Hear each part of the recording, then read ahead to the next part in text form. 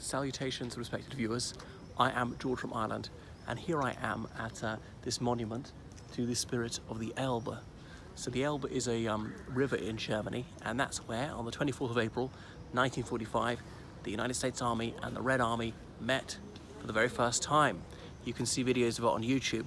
Of course, it was a little bit orchestrated, but the feelings of delight did not need to be scripted, because obviously it means that they'd broken through on both sides, defeating the Wehrmacht, and the end of the Third Reich was imminent, and indeed Adolf Hitler committed suicide only 6 days later.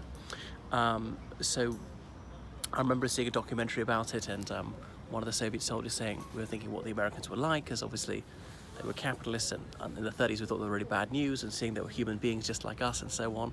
I wonder if some of the Americans felt the same thing about these people who were their allies, but who until the 1940s they'd not heard good things about.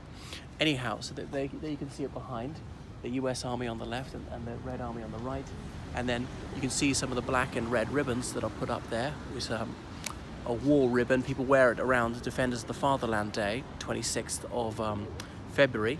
That marks the first time that men were called up for compulsory military service in 1918 during the Russian Civil War, and they wear it around Victory Day, which is today, the 9th of May. And there you can see a wreath that's been laid with a 5-pointed gold star, those ribbons as well, and then all these flowers on that. So this was put up in 2015 to try and bring back some of that good old spirit of amity between Russia and the United States. So there are obviously some people who are American Russians, or Russian Americans, as in Americans of Russian stock, or indeed Russian people who are of American ancestry. It goes both ways. People who've got one parent of either nationality and so forth. And there were Americans who came to live here from the 1920s onwards in the communist era, and still do.